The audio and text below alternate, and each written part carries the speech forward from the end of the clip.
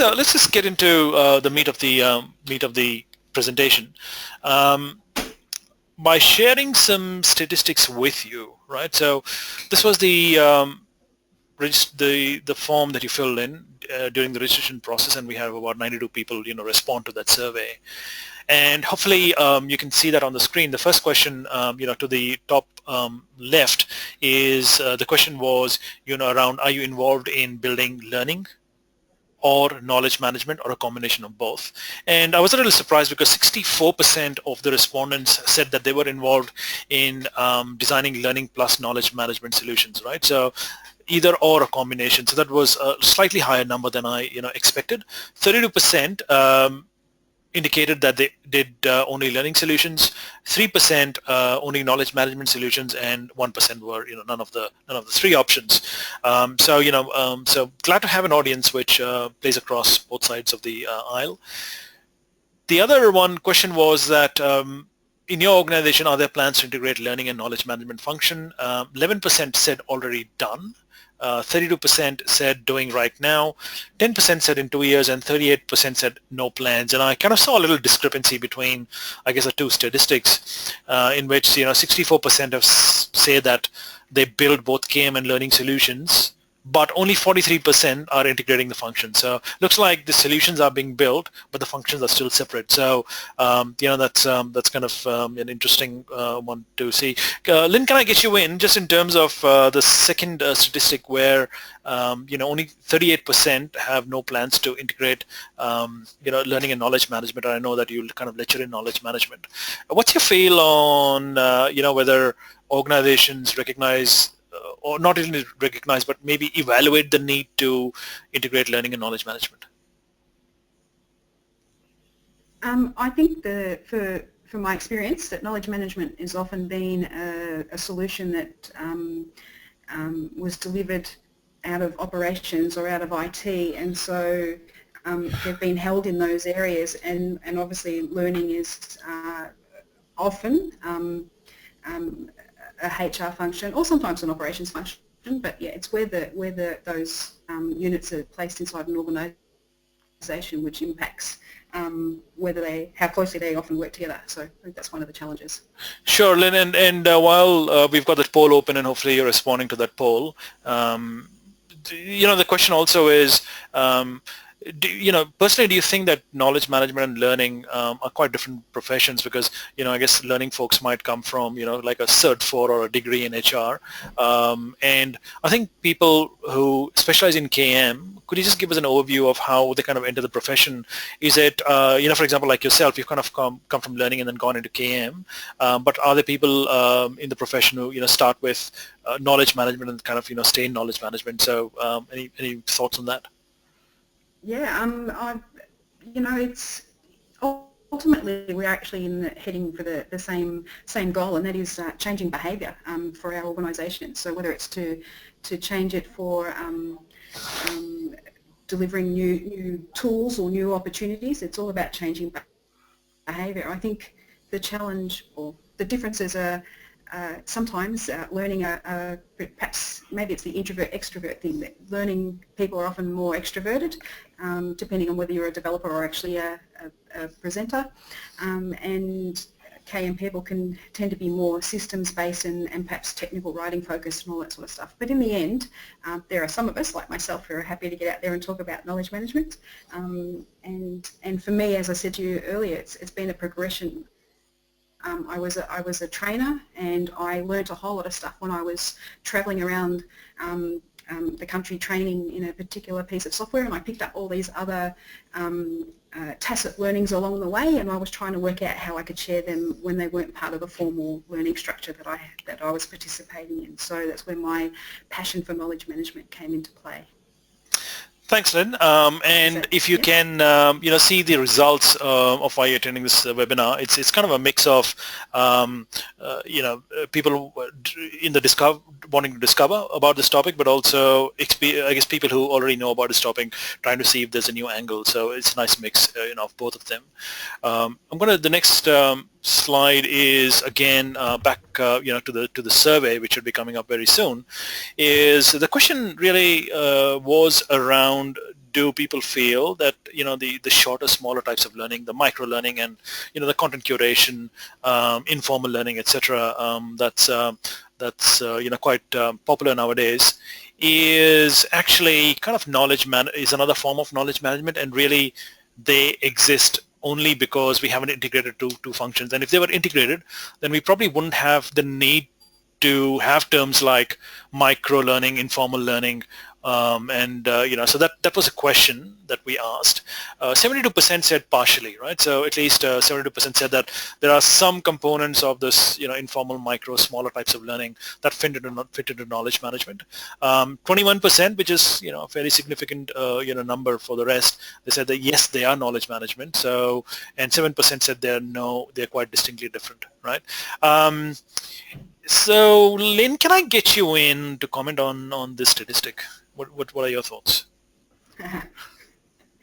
Microlearning. I think when I read research that says we have less of an attention span than a goldfish, I can see why microlearning is something that's made a very large appearance in the learning community. But part of that is also, I think, related to organisations making time to learn. We don't always give the people that need the learning the opportunity to do the learning, particularly when they're in perhaps service-oriented organisations that rely on getting the call completed or getting the customer served and all that sort of stuff. So micro-learning has come out of, I guess, the need for us to do it as quickly and as simply as possible. And so, yes, I think they're very interrelated. Yes, we can give them some micro-learning, but also then when can they connect with that micro-learning at a later date if they need to re-look at their skills. Sure. But Lynn, can I just check with you is, for example, wouldn't the KM folks or the KM department be kind of producing micro-learning in any case? It's just that they probably haven't connected. So it could be, a piece of research that is sent out to people whom it would be relevant to. So it's kind of, do you think it's kind of already happening but just not called micro-learning because it kind of sits in the KM bucket? Absolutely. We are trying to provide content as succinctly as possible and connecting people at the time that they need that knowledge. So yes, micro-learning is definitely part of KM. Absolutely. Okay. Alrighty, fantastic. So just on the screen again, on the bottom right hand corner, the question we asked was, do you think the learning and the knowledge management functions that the departments or can merge? 59% said partially. 35%, which is a fairly nice number, said that it's time to merge. 3% said yes, but it'll never happen. So that's kind of 38% who kind of say yes. And only 3% said no, they are different functions, right? So I think through both the statistics, and it is shown on the screen, is that about 93 to 97% feel that there is at least a partial overlap, if not a complete overlap. And if that number is right, then why do we actually have different functions and different titles, and even like we've got the different conferences, and there doesn't seem to be much fusion of learning and knowledge. This kind of seem to exist in silos.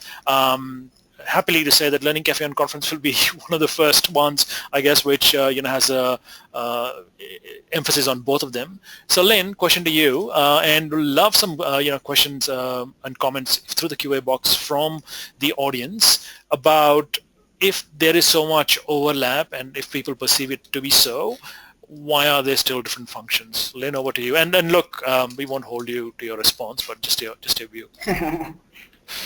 I think it depends on the organisation. As I say, sometimes it's where the functions have sit inside the organisation. But from the many KM conferences that I've attended and from my own experiences, learning and knowledge have worked hand in hand as much as possible, because that there's been an understanding that learning is very important, but we also need to work out how we can access that same information and knowledge and learning at a later date. And it's so I think that, and even from the KM conferences, we just don't talk about knowledge management. We talk about organisational development and change management and all the same things that learning needs to and has looked at as well. So we are a combined function, and as I said, we're trying to achieve the same goals. So, and that is changing behaviours. Thank you very much. For those people who aren't paying attention, there is a poll on the screen. If you can just quickly respond to that, and we'll move on to the next screen. So there is a poll on the screen for you to respond, yes, maybe, no. So that'll be fantastic. So, okay, so let me just kind of close the poll. 82% have voted. So let me close the poll here and share. The numbers are pretty consistent, with what we had in the survey, which is, basically nobody said that there is no overlap. 39%, 40% said yes, there is. Maybe they should merge. 61% say that they definitely should merge. So, look, I think that's very much in agreement, with I guess my own and Learning Cafe's view about these two functions. I'm going to go into my slides now and really present Learning Cafe or my point of view. The blame is mine alone if there's something wrong there or you don't agree with the view. It's my view, and it's something that I do think from having maybe about 25 years of experience in the field now, can see that that there is no real reason why the two functions shouldn't merge. But anyway, I guess what you can see on the slide is that KM and learning development folks are both of them are kind of really excited about microlearning, content curation, personalized knowledge, etc., etc.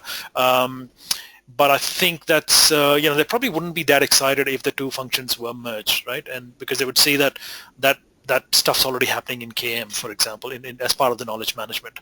And that, I guess, is kind of as you can see from the slide, it's just the silos, right? So they've kind of grown organically in the silos, and those silos don't really overlap, right? So in a lot of organizations that I've consulted to or talked to L&D folks, there really never has been a strong theme of incorporating knowledge management. So they kind of seem to do in different silos. And that's what's happening is, both I think KM and learning management are wanting to become more nimble, agile, business responsive, shorter knowledge half-line, and all those things that drive them. But they seem to be doing it separately, right? In parallel silos. So they're kind of running in parallel tracks. And my contention is that we seriously need to look at converging, right? And they really should combine for the reasons that are shown on the slide. Number one, it's better employee experience. Now, as we know that employees are really interested in getting knowledge, learning in whatever form works. They're not particularly interested where it's coming from or which department it's coming from. And if you've got a different set of systems, different set of frameworks, governance, it's really two sets of experience for employees when really should be one, right? It'll also reduce inefficiencies, costs, and headcount. So that overlap, when things merge. So there might be some efficiencies to be gained there. But the result of all that happening is probably a more responsive and robust function, right? Combining the both strengths. So where the L&D strength, as Lynn mentioned, is more responsive in terms of understanding the business requirements and reacting pretty quickly, or KM strength of actually sitting back, analyzing, and consolidating the information, right? I think that blend of those skills and those approaches, would be fantastic for a combined function. Lynn, can I get you in for your comments, especially, I guess, in terms of the efficiencies gained from kind of merging the two functions, and if you've got any views?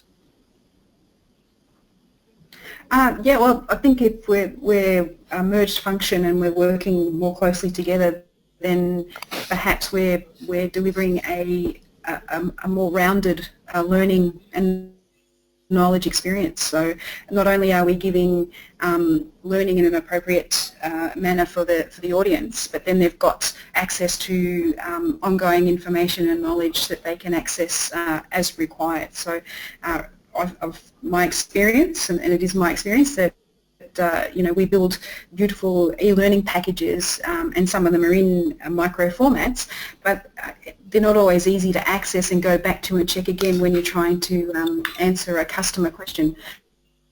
So my experience would be that then if we could just build learning that gives enough information, I will talk about this more in my thing about giving the the structure of the learning, the basic structure, and then build more detailed information in knowledge. We're giving a more rounded learning experience and a more rounded learning outcome for our audiences. Sure. Actually, it's a good point from Nicholas, from Nick from Fairfax, who, by the way, is also taking a session on Tin Can at the Unconference, a pretty hands-on session, and hence the question. And to be honest, I did think about this but forgot to put it on the slide, is the question about, XAPI Tin Can, right? The standards that are emerging, which kind of allow you to track and record different types of learning in all sorts of places. Do you think that might be, a tool that might help convergence? Or because I think there are some XAPI kind of standards emerging within KM itself. So not knowing too much about, kind of KM standards. Lynn, any comments about, Tin Can or XAPI or the emerging standards in KM? Yeah, to be honest, I don't know a lot about XAPI and Tin Can, and so directing to that, I couldn't answer that question. Standards and frameworks, KM has got some ISO standards that's come out of project management. So knowledge management has come out of lessons learned, activities and things like that through project management over the years, as well as having lots of theory and frameworks itself. And so they're currently looking at part of the, I think it's the ISO 9000 standards, is they're actually building specific knowledge management standards, and there's actually a community of knowledge management practitioners, many of them Melbourne-based, who are working with the international community to actually further strengthen those knowledge management standards. So no doubt they would be probably very similar about having access to knowledge and information at the time. So, but I don't know a lot about Tin Can, so I really can't talk towards that at this point. Yeah, no worries. I think this is. I'll do some Googling. Yeah, I think this is where it works very well. I know a bit about Tin Can XAPI, about the KM standards, and if you'd only talked before, we would have had a similar view, and there might be, a great deal of overlap.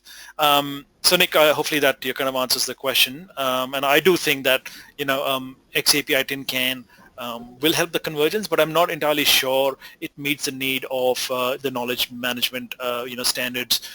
When I used to work for, SAI Global, I had a look at those standards, and I think Tin Can tends to be a little bit more technical, and KM is kind of the KM standards. It'll be there. So Nick, thank you very much for that.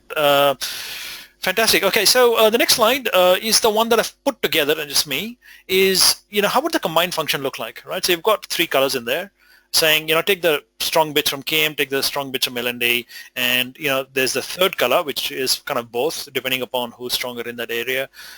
What we've said is that because a KM, has a more robust and a sophisticated conceptual foundation, the combined function should be based on KM frameworks and methodology.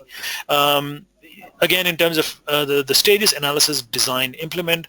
So KM, I'd say, probably tend to be stronger in analysis, right?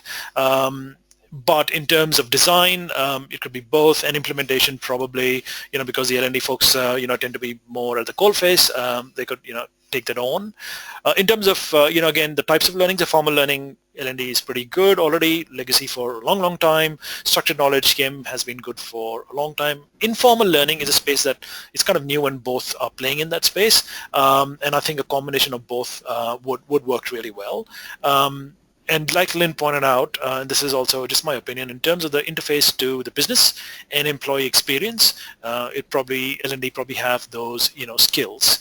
Then again, in terms of, evaluation and effectiveness, probably again have both, but kind of lean more on KM simply because they probably have a more robust and sophisticated framework. So again, kind of depends upon the strength of the 2 functions. But I think if you were to take kind of average function in an average organization, this is what I had in mind, and invite Lynn to either agree or disagree with this. Lynn, your thoughts? Well, it'd be experiences. So the coalface, the knowledge teams I've worked in have been very much at the coalface. So sitting in amongst call centre teams and things like that, and from that we've been able to get that immediate feedback on the success and I guess the validity of the content that we've been sharing with them. And in fact, using some of those subject matter experts from those teams to help deliver some of the content that we've got. So whether that's through feedback or through even design in some respects. So they are very much I think the foundational framework does cross both learning and knowledge, and the skills of the people, I guess, is probably what's the most important part here, how we get the strength of all the right people from both learning and knowledge to work together to build the right team. Thank you, Lynn. So, definitely, something to think about. If, as most people have indicated, that there is an overlap. So, hopefully, they'll act on that. Okay, and I guess this is probably my second last slide before I hand it over to Lynn. Essentially saying that it is time to merge. And the barriers, I think the biggest barrier, especially in the larger organization, is the fact that they work in silos, and there isn't like a strong incentive for people to talk. L&D has a different reporting line to HR. KM sits in, a different, more to business and operations. But a bigger challenge probably is the legacy technology stack. So each function, because I've kind of gone through the digital transformation exercise from classroom to e-learning and KM from libraries to digital content and knowledge, they've kind of built a skill-based mindset around their own technology stacks. And I think that might be one of the bigger barriers. And there aren't too many vendors, at least not that I'm aware of, who are kind of positioning themselves equally across both. They either come from the LMS camp and kind of add on content curation bits, or they come from the KM camp, right, and are tending to add on learning functionality.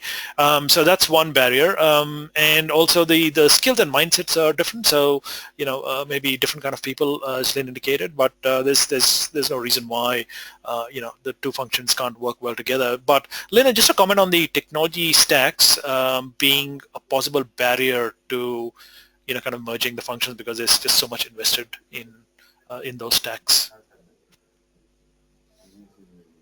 Yeah, absolutely. And though I think the technology tools, the newer tools, are actually looking at better ways of combining LMS type technologies with the storage and collaborative opportunities that you find in a lot of knowledge tools these days as well. So I think it's getting better, but the other challenge we've got is the proliferation of social and collaborative tools, which also impact both knowledge and learning systems, I think, as well. So other ways to gain the insights and the information and the learning you need. So lots of challenges inside organisations on how to deliver both learning and then the information and knowledge management post-learning, or as part of learning. Excellent. Thank you, Lynn. I think we've got Rob online. Rob, you there? I am, Jeevan. All right, man. So yeah, thanks for coming, joining, and I don't know how much of the presentation you've already had a look at, but what are your views in terms of the the merging of the functions and the possible barriers between the two functions, if in the first case you do think that there is a strong case for merging the two functions? I think, yeah, look, for me, whether we like it or not, I think the functions are merging, but it will be very much learner driven. And the reason why I say that is that typically what you've got to focus on is that information seeking behaviour within organisations itself, and the way that people actually organise knowledge around their own behaviour often lends itself to the way that they actually establish trusted nodes out on their network, and how they actually go out to that network to actually find out information, and in the same process, due process, learn, but whether they're applying that within their work context or whether they're applying it anywhere else. So I think what organisations have got to do is realise that a lot can actually be attributed to the learner themselves and their information seeking behaviour and what they're able to actually utilise and then apply in their work context and their work situations. I think the biggest barrier to looking at the way that these two fit together is to actually understand the distinct purposes behind it. And looking at Lynn's stuff, and and understanding that from a pure KM perspective, and certainly within my new role, is actually understanding what the two facilitate and actually can do in terms of value add, and doing that from the perspective of making sure that people understand what it is each of them can do for the organisation. That once that's actually understood, then we start to unearth the layers of human performance technology and a whole range of other things that fit into the schema. But I think most of it right now is being learner or information seeker driven. Thanks, Rob, and I think that's a fair comment, because I guess the learners don't really care where the information comes from. They just want it in the shape and form that's best is best used for them.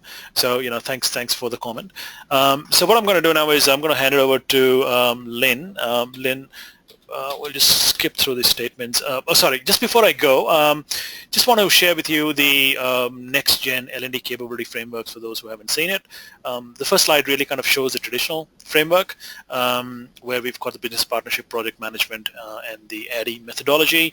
But the next one is the Learning Cafe next-gen framework, and we're happy to send out the details or link to this framework, where we say that it's a T-shaped skill base, so it's broad and also deep, but the new components or the new skills required include agile design thinking, but also knowledge management. So we think that it's a key part of the new skill set for L&D, and this pretty much forms the foundation for the Learning Cafe and conference in Sydney later this month.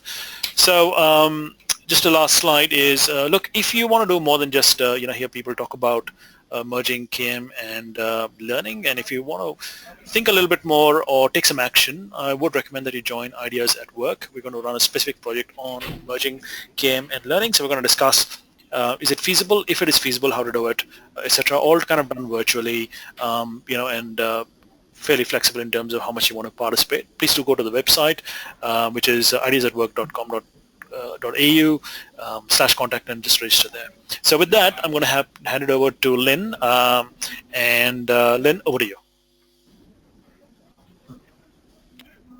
Thanks, Stephen. So I also lecture at RMIT at the postgraduate level of business IT in knowledge management, and so I can talk about knowledge management for hours and hours and hours, but I've only got 15 minutes, so I'll try and be as succinct as possible. I'm currently on a project at Bupa, and having great fun here, but it's only been a few weeks, and I've met some awesome people and some great teams, but I'm trying to convince you that I don't take risks. I'm not sure that the pictures here actually share that same, there's no evidence to the same. But I've been in knowledge management for about 10 years. Sorry, the orange sheet, I managed to spend some, I guess I'm a global operator, I managed to spend 3 weeks in India working with my knowledge team that were based in India at point in there. So I had visited some temples and I had to wear a beautiful orange frock. So, I come from a training and learning background. I come and then moved into knowledge management. I think I'm a sharer, and I'm passionate about sharing with people. So, and I've got a pretty diverse skill set, as you can see. I was once a fitter and turner as well. So I am a bit of a geek. I'll have to acknowledge that as well. Next screen, please, Stephen. All right. I'll try not to bore you too much. I wanted to show you there is lots of different frameworks around knowledge management and how people share knowledge, and this is one of them. This is the SECI cycle, which has been around, as you can see, since 1995 and perhaps earlier, and that basically knowledge is created, according to Nanaka, it's created when tacit and explicit knowledge interact. Tacit being internal, explicit being external, if you don't know that. And I'm trying not to be too theoretical here. But what I'm trying to share with you is that both learning and knowledge are in this cycle, and that often what we're doing with learning is we're trying to make explicit information tacit. So we're trying to move it from being external into internal, making explicit to tacit, and that knowledge management or knowledge sharing is potentially gathering what is tacit and trying to make it explicit, or codifying it, or write it down. So a very short introduction to one of many KM frameworks that you could possibly find. To simplify that maybe a little bit easier, or I've got a couple of other thoughts on that. Next slide. I like to talk about the yin and yang of knowledge and learning. So next slide, please. Thank you. Explicit knowledge, as I say, we're pushing that out through the learning mechanisms. We're trying to make it tacit, so we're trying to embed that knowledge into our learners' heads. They're making it tacit, so it's internalised, and they can just do it off by heart. And then with knowledge management and knowledge seeking, what we're doing is then looking for that tacit knowledge to be delivered from out of the organisations and out of our audiences' heads and making that explicit. So we're pulling the tacit knowledge out and making it explicit. So a bit of a yin and yang. And then for your amusement, my similar sort of related theory, next slide please, Jeevan, is that learning is the skeleton. It gives you the structure or the frameworks of what you need to deliver, and that knowledge management is the muscle, the meat that we then build on the skeleton is another metaphor that I could use in there. So, and Lynn, like a good knowledge management professional, you've given the references too for the image, so well done. Absolutely, yeah, I do my best to do that. Also from doing a master's, I know that I need to reference all my work, otherwise and my students who I mark, I also have to make sure they reference as well. So yeah. So for me, they are very much aligned and work together, and that is my history in there. So I also like to throw out this relevant data around why knowledge management and knowledge systems are required, and that is because statistically through the research we spend about a fifth of our time in the workplace looking for the answers to our questions. 28 hours a week writing emails, trying to connect with the right people, searching for information according to McKinsey, and Interact has also done something very similar. 20% of our business time is looking. We're looking for the information needed to do our tasks. We're searching in knowledge systems to answer the customer's questions. We're trying to find a person who's an expert in a particular work practice or method. And so given that we're wasting so much time looking for stuff, we need to make sure that we're delivering and building these knowledge or information systems better to help prevent that. And Lynn, can I just interrupt to ask, that while I think, through the use of, digital technologies and, our smartphone, we've become much more efficient in terms of searching knowledge, and thanks Google. But at the same time, the knowledge also has kind of exploded. So the time you end up spending is about the same, even though it's kind of become more efficient. The volume has increased. Do you think that's the case? Yeah, I think people are willing to go and search themselves, but historically the way we've been building our learning and our knowledge systems has not necessarily been to the best of our, I guess, suitable to all the end users. I guess we're looking at structures we're building them in structures that suit a routine and a management theory of go and do as I say, whereas now people are a bit more rounded in their knowledge and have a million different ways that they can solve a problem, and so perhaps they're wasting time on finding different solutions. Perhaps there's that. I also, a personal insight that I have that I find really interesting is that in organisations, we're willing to Google to answer how to build a barbecue or how to sew up our pants or all that knowledge that we need to seek externally, but inside an organisation we seem to have a requirement that our organisation must provide us with our learning and training needs, and not sort of sometimes willing to go and find that ourselves. But that's an insight that I have, so I haven't gotten any research or proof that is the way. That just seems to be that people demand training when they're in the workplace without going to find it themselves. So that's the other challenge with learning and knowledge management, I think, both of those. And I'm happy for people to disagree with me, but that's my insight. Okay, all right, so let's talk about some experience. I've worked in a call centre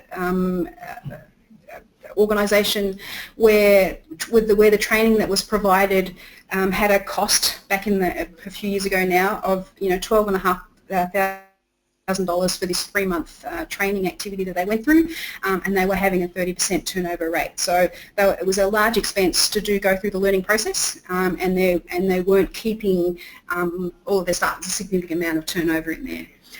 They also had a significant help desk, an internal help desk to help internal staff that was managed by 12 people. They had high call handling times, and they were making a lot of what's called ex gratia payments, but refunds to customers or payments to customers who'd been given incorrect information out of the learning and knowledge systems at that time. There was a multiple amount of knowledge opportunities to find information, but there was no consistent or trusted place to find those information.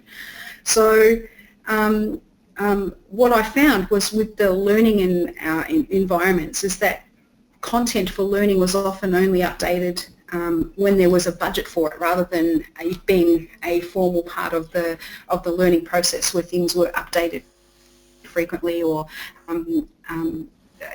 managed on a day-to-day basis.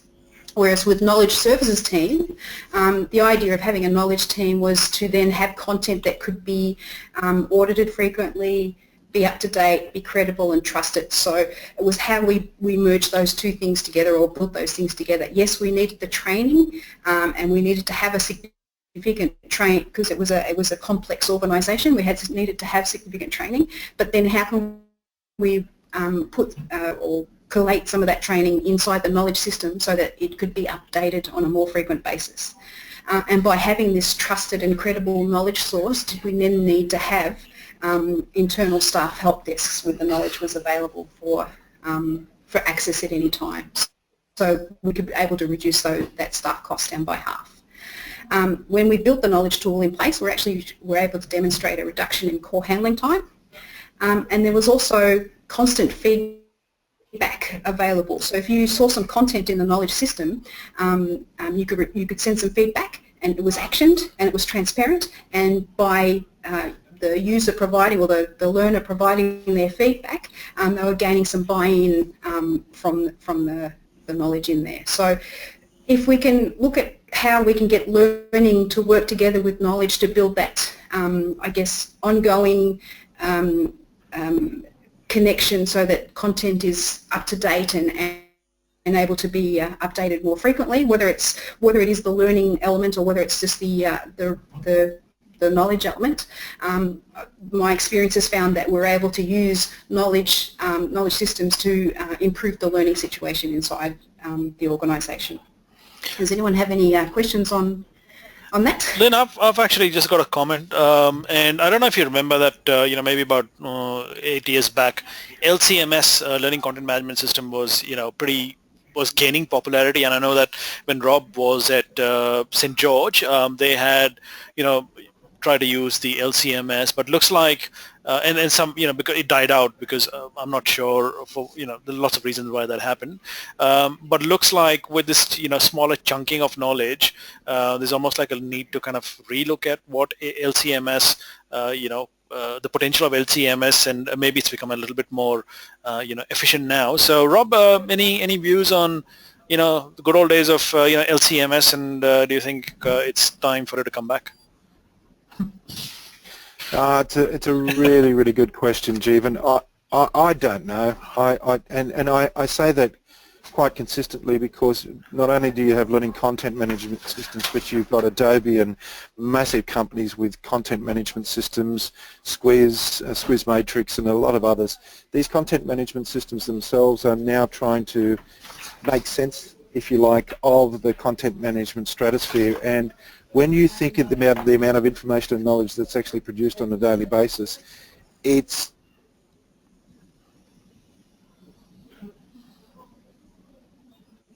I think, Robbie, there. I think we might have lost you. Lynn, you there? Yep. Lynn, why don't you continue? We'll when Rob comes back, we'll continue with his comment. All right, cool. Yeah. I guess aligned with this, and I certainly don't want anyone to feel like I'm dismissing learning at all, because I'm trying not to. I think they work very well together. As I say, hand in hand, we're about changing behaviour. We're looking at how we can just better deliver that in working together, because I've come from a training and learning background. I understand the value of it and how we can do it.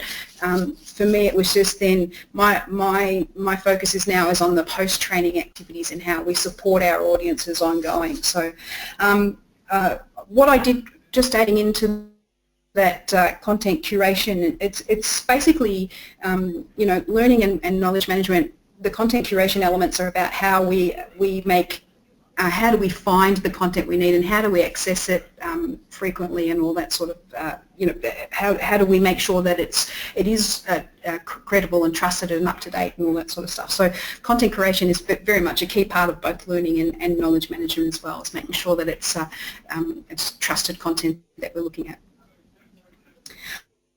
All right, if we want to go quickly, because I'm probably pushing my time limits, to my second example. My other challenge here was I was working for a global organisation that was based across 28 countries, and that we provided training on our tool sets to subject matter experts in each country, who then push the training out inside their own internal organisation, and that our knowledge system was actually, the challenge was our knowledge system was sold as a sort of matching type tool, so people didn't know about the value of the content in there because they thought they were looking for it to match information to the end user, and it was a real challenge in there. So our messaging around where learning and knowledge sits together is that we need to be very clear about where they sit and how they work well together, because otherwise in the end we'll have challenges of where a knowledge system does not support learning, and it does not help our audiences at all, because we've made this complex piece and sold it incorrectly to our end users, and they can't find what they need and they can't trust it as well. And so if they don't trust the knowledge system, there's a potential they don't trust any of the information that comes out of the organisation as well. So that was just I'm happy to talk to anyone about more detail about this one, but yeah, being that we're not sending out the right messages, when then we're not getting our learning and our knowledge shared in the right place. So, that was just I just wanted to throw that in there as a knowledge management specific example that I've experienced as well. So that's me, and my credits everywhere. So I'll be all my Excellent. References and credits. Fantastic. Wrong time to stop because Rob's still offline. So I think, Shay, if you want to send an email to Rob asking him to join through the telephone, so hopefully he'll come online. I know he's got his slides, but let me see if I can at least walk through his slides. How about Lynn? You and I try to figure out what the slides say. Before we move on.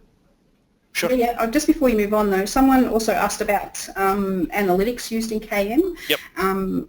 In the question, and so I guess, and we sort of talked about before about there's the immediacy of feedback in learning by completing a questionnaire at the end of the learning task, which we don't get with the same immediacy with knowledge systems. However, there are usually in those knowledge-based systems feedback opportunities and transparency opportunities. So I can, is the information you see on the screen correct? Give us a thumbs up or a thumbs down, or some actual written feedback to our content. And it's the same. You can change with the immediacy of the learning feedback. Yes, you could potentially change your learning delivery, but that impact is on the next course and not to those same learners that you've just delivered the learning to, whereas with knowledge management we can actually, whilst it's not quite as immediate, the feedback, we can deliver a change to the knowledge or the information that we've got in our knowledge system and show to the user that it's been updated to reflect their feedback. So, and so analytics that we're using is updates to content. We might measure how many people are viewing content. We might measure the amount of feedback we're getting or including the lack of views inside the content. So if people aren't looking at the content, if they stop looking at it, only one or two filtering through, then we know that content's not adding any value as well. So those are the kind of analytics that we tend to use inside KM to show the value of the content that we've got there. No worries. Thanks, Lynn. So let's walk through Rob's slide, because I know that he's got some, again, conceptual content, so we can, walk through that, and I'm sure Rob will join in soon. But, again, I'll talk to this one because I can talk to it. So I guess what we're talking about really here is, we talked about the formal and the, structuredness of knowledge. And here's, what you see on the slide, really kind of variations of or shades of along this axis. So, where, we had the structured formal learning, which, L&D has, typically played in, and, the unstructured is where there is growth for a profession, but also, need in the business, which, as you point out in the yin and yang, I think, just to relate to what you said, Lynn, is that it's, it is a new field for, L&D people, but that's where, the growth is. So I think what the slide shows is all the terms, that we hear around organizational learning and how they kind of fit into, this axis. And, we need to kind of more move towards the right-hand side, towards the engineered and collaborative, part of the continuum. So I think this one, Lynn, do you want to talk to this, to this slide? Sure. For me, I don't know what context Rob was using this is, but this is social value mapping, as far as I understand it, and this is showing our connections. Yep, and so showing our connections inside an organisation and where we get our knowledge and our learning from. And so, in many organisations, you'll find that your information, a lot of it you gain within your own little peer groups, but in fact it's the let's call them the water cooler conversations, that triggers new ideas and new thought processes and new learning and new information that you might not otherwise get inside your own little community in there. So your networks play very much a formative part of providing your knowledge and learning and collaboration opportunities. So Lynn, can I just ask you a question? Because, these knowledge networks, before everything became digital, did exist in organizations. So that was your water cooler talk, or, just having a cup of coffee, etc. And, kind of what's happened is that, that networks kind of moved digital, right? And, but I guess what L&D are saying is that maybe we can use those networks, and they call it social learning, right, to leverage that, right? And it's almost like it's a very structured network, structured network foundation. But I'm just thinking, a question to you is that, given the nature of networks, which are kind of organic and, they grow and fall according to the demand, and there's certain dynamics, is the forced dynamics by, kind of setting collaborative, basically L&D kind of saying, look, we're going to use this and provide more structure and expect that network to work efficiently, and a lot of the time it actually doesn't, so because people don't turn up. What are your views on that, if you get the hang of my question? Yeah, so other research I could have thrown in there was about the percentage of people who participate in collaborative and social communities, which I've got a good little ladder that I picked up. If anyone's ever read the Groundswell book, it talks about, it's a marketing sort of focus, but it actually talks about how we collaborate. And Australia's pretty good at it on my lab as well.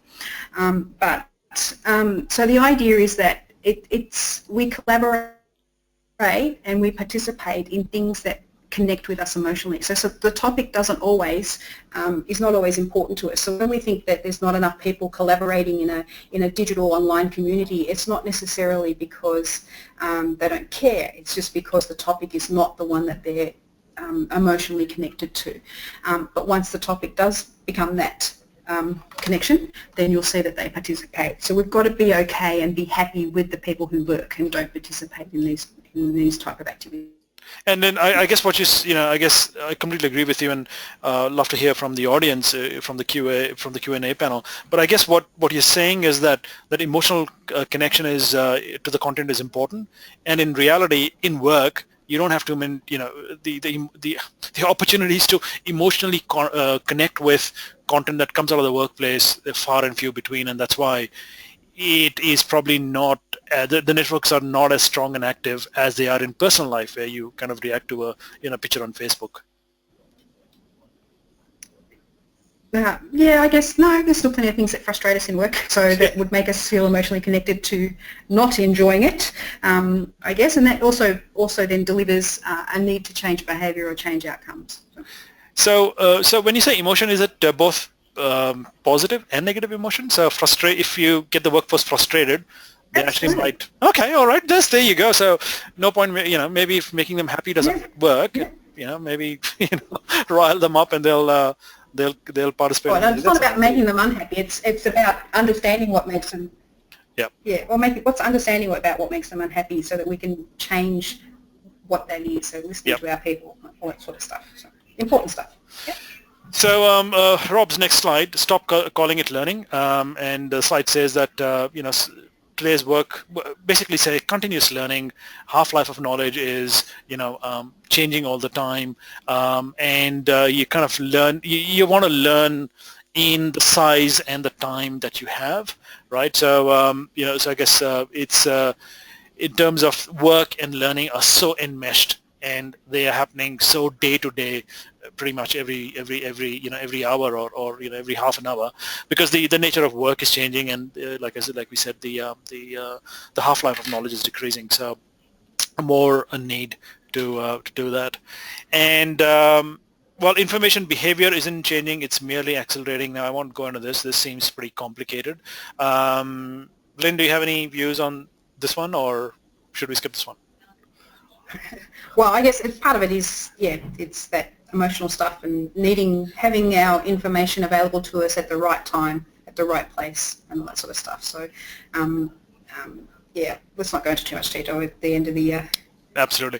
And look, I think the next slide really is about asking the critical question whether training is the solution. So Rob and I have talked in the past is that a lot of time learning is given orders saying, hey, can you just build a course? And sometimes you just take the orders because, well, they hold the budget strings, and that's is what has been told. But a lot of times I think it's kind of going back and trying to understand if training is the solution, or there are other forms or indeed other solutions that are more appropriate. So just a question to you, Lynn, before we kind of close off quickly in the next couple of minutes is, in terms of training, we've got training needs analysis, and in theory that works from a combination of the individual training needs analysis done during performance appraisal, and that's kind of collated, and that becomes a big database of training. I see that happening less and less nowadays. Plus the the capability requirements from the business, so you kind of mix them up, and you kind of get a picture of what's required for the training calendar or the training outputs for the next 12 months. How does it work in knowledge management? Do you also kind of do an organizational KM audit of what the organization requires in terms of knowledge and knowledge capture? Rob's back, by the way. Rob? Yeah, absolutely. So, and usually... Yep. Okay. That's all right. Rob, you there? He's self-muted, but if you want to talk to the slide, Lynn, you go until Rob joins. Okay, I was going to say, absolutely. Knowledge audits are about understanding what information and knowledge is contained in an organisation, and then we need to, I guess, work with the capability leaders to understand what are the future plans and intent of the organisation, and what knowledge and information needs to be shared across the organisation, so that we can make sure that the knowledge activities align with the learning activities required. There's definitely still a need for learning, using your trusted guides to deliver and share their information and knowledge with you, and then I guess it's learn by doing, or as well as learn by doing, learn by seeing and learn by doing, sorry. And so our knowledge activities should align with that, most definitely. And so in many organisations, trying to be part of the strategic planning and project planning of the organisation is very important. Thank you very much, Lynn. Rob, if you're there, if you want to unmute yourself, if you've got a chance to, maybe give some closing comments. Let's see if Rob comes through. Okay, probably not.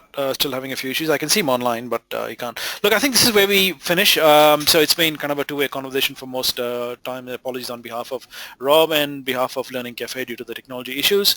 But hopefully the webinar has been informative. If nothing else, hopefully kind of open up another window for you to think about, and if there is, as a lot of you agree that there's actually a lot of overlap, so doesn't it just make logical sense to capitalize on this overlap by combining the functions? So Lynn and Rob, thanks once again for participating in this webinar. Audience, thank you very much for your very precious time around lunchtime. So thanks a lot, and we hope to see you at the Unconference or the next webinar on digital capability for the workforce. And this is where we finish. Thanks, Lynn, and thanks, Rob. Thanks, Stephen.